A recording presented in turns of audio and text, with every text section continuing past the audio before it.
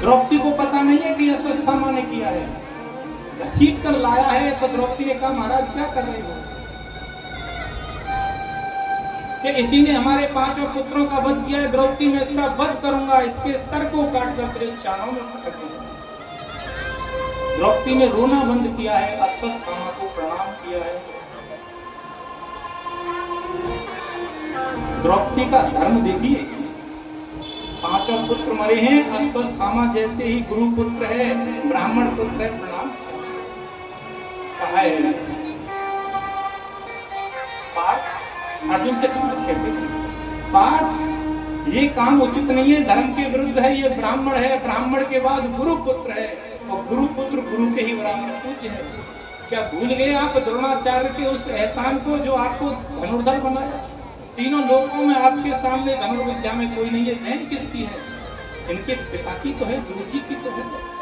अरे कोई एक बार जीवन में उपकार कर दे, चाहे 1000 बार अपकार करे, फिर भी उसके उपकार को ध्यान रखना चाहिए। और आप इसका वध करने के लिए आतुर हैं। युधिष्ठिर कहने लगे, धर्म के अवतार हैं युधिष्ठिर जी महाराज, कहने लगे द्रौपदी सही कहती है, ये धर्म की बात है।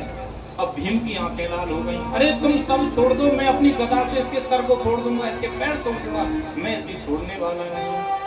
अब तो घर में ही गृह युद्ध तैयार हो गया। भीम कहता है छोड़ूंगा नहीं, द्रौपदी कहती है मारने नहीं दूंगी।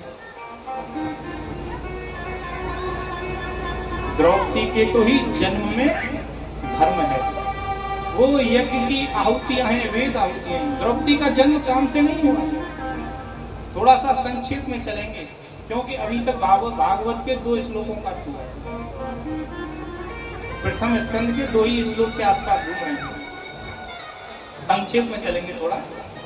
द्रौपदी के जन्म के मूल में क्या है? जिसके जन्म के ही मूल में धर्म हो, तो वह धर्म को छोड़ेगा कैसे?